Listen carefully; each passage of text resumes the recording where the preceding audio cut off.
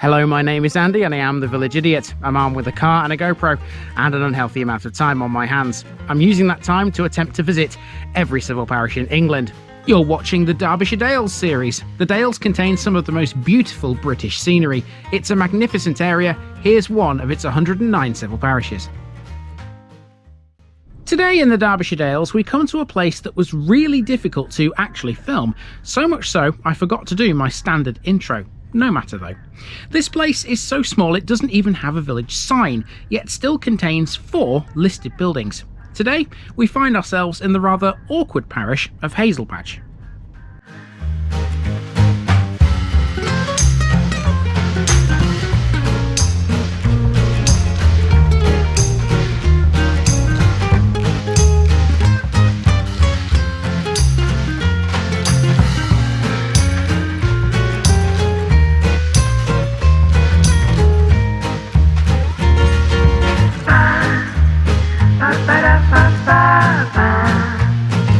Here's my disclaimer for people who may be watching me for the first time. I say things as I would in my native accent and dialect. As a result, I may not pronounce things in the same way as the locals do. Remember, I'm a visitor. It's impossible to know everything. Leave me a comment, spin me a like and bash that subscribe button. Let's get to today's parish video.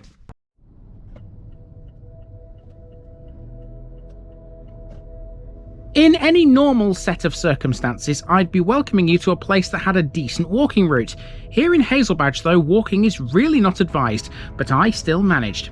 Located just to the south of the much larger village of Bradwell, the parish of Hazlebadge lies on the B6049 and consists primarily of 2 small settlements. These are Coplow Dale, which it shares with Little Hucklow, and Hazlebadge itself. Neither can be termed villages. Note the strange spelling of Hazelbadge, by the way. Even though the name does mean Hazel Tree Valley, Hazel is spelt differently to normal. Why that's the case, I don't know, but it still has the same meaning. The more conventional spelling does sometimes appear in records. The parish is overwhelmingly rural, with just a handful of houses and farms in each of the 2 settlements. However, among their number is the ancient Hazlebadge Hall. It's one of the oldest dwellings anywhere in Derbyshire and was once owned by the family of the industrialist Samuel Fox. The hall also has a string of other notable families associated with it, names including Vernon, Vavasor, Strelly and Manners, all familiar to us from previous episodes. The biggest business here is Buxoplas, located south of the main cluster.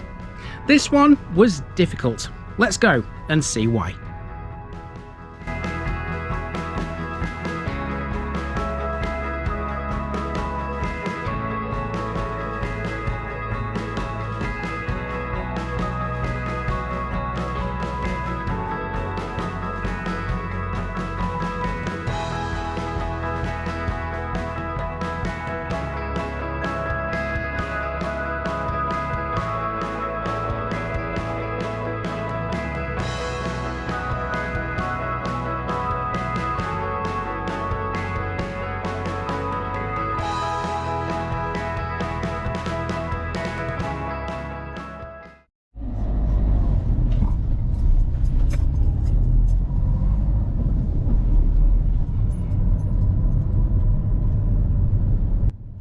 Right, blink and you'll miss this episode, folks. We begin proceedings with the hamlet of Coplow Dale, located just off the B6049 between Hazlebadge and Tideswell.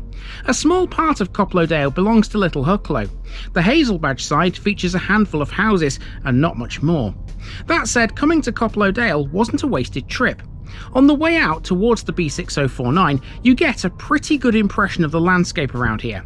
Hazlebadge Parish is largely rural. Its centre is defined by a valley, which means all around you're sure to see hills.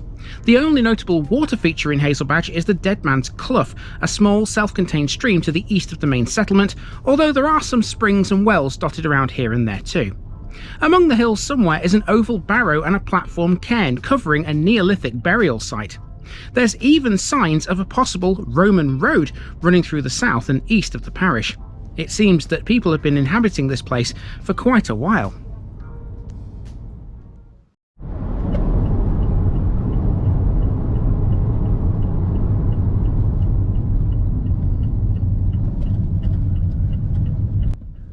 So to Hazlebadge, just down the B6049. Off it, on a bend, is a lane that leads to the largest business in the area. That would be Buxoplas, who have been manufacturing plastic tubing in the Peak District since 1967. That would explain their name.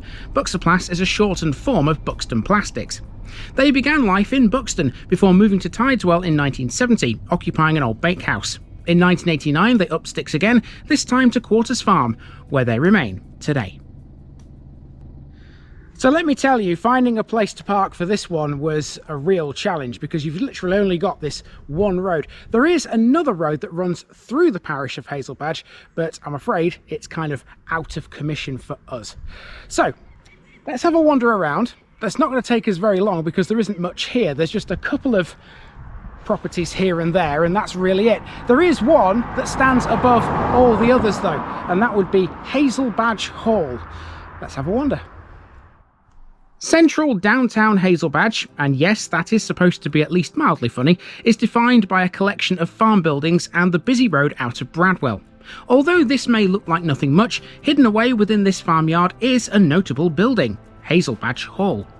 It's not the early medieval original, because that was demolished and its stone reused to build some farm buildings, but the current house is still ancient. It dates from 1549 and was built by the Vernon family. Later tenants included the Fox family, made famous by the Bradwell-born industrialist Samuel. Now, I would have liked to have filmed more of the hall and its surroundings, but of course its yard is private property. There was literally nowhere else to stand publicly. What I'm attempting to do here is show you what's around the hall, and it wasn't easy. The landscape of Hazlebadge is extremely rural, defined by whopping great hills and mounds and a few small cliff faces. This very road would likely have been built by driving a cutting through the rock. I daren't go any further towards Bradwell. It's narrow and quite a dangerous place to be on foot, so I eventually opted to head back instead.